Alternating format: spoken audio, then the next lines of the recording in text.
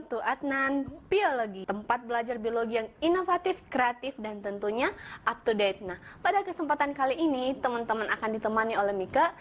Saya akan membahas tentang kelas dari lumut, yaitu lumut hati atau Hepaticopsida dan lumut tanduk atau Anthoceratopsida. Namun sebelum itu jangan lupa klik tombol subscribe yang ada di bawah sini untuk tetap mendukung kami. Yang pertama adalah lumut hati. Nah, kenapa dinamakan sebagai lumut hati? Karena bentuknya itu seperti hati.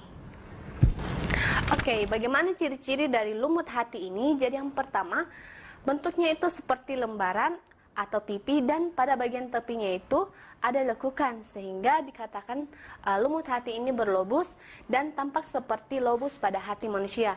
Nah, yang kedua, lumut hati ini memiliki gemakap.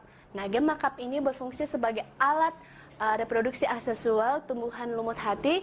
Nah, gemakap ini akan terlepas dari lumut apabila mendapatkan bantuan dari tetesan air dan sentuhan serangga. Nah, apabila gemakap ini jatuh di tempat yang mendukung, maka dia akan tumbuh menjadi individu baru.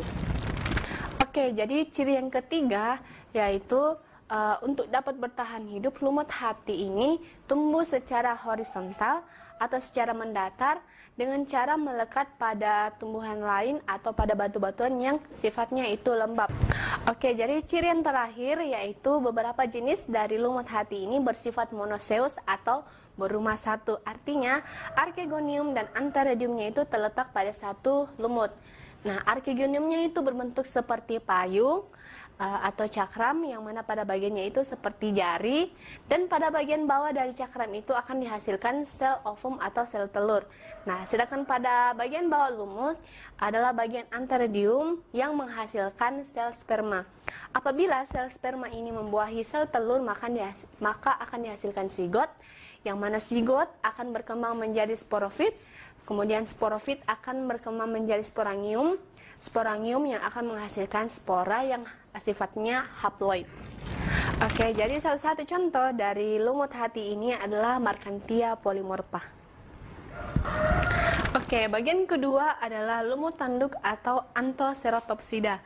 Nah, kenapa dinamakan lumut tanduk? Karena bentuknya itu memanjang seperti tanduk. Nah, bagaimana ciri khusus dari lumut tanduk ini? Jadi, sebenarnya lumut tanduk ini mirip dengan lumut hati, yakni pada bagian gametofitnya itu berbentuk seperti lembaran, namun perbedaannya pada bagian sporofitnya, yang mana pada lumut tanduk ini dia berbentuk seperti pipa yang memanjang ke atas sehingga dinamakan seperti tanduk. Nah, ciri yang kedua, kapsul pada lumut tanduk ini matangnya itu tidak secara bersamaan, tetapi mulai matang dari bagian atas sampai ke bagian bawah, jadi matangnya itu secara berurutan. Oke, jadi ini adalah gambar bagian dari lumut tanduk. Jadi pada bagian yang memanjang ke atas seperti pipa ini adalah bagian sporofit, yang mana bagian ini yang menghasilkan spora.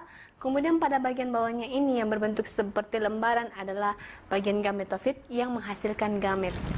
Oke, jadi salah satu contoh dari lumut tanduk ini adalah Anthoceros puntatus.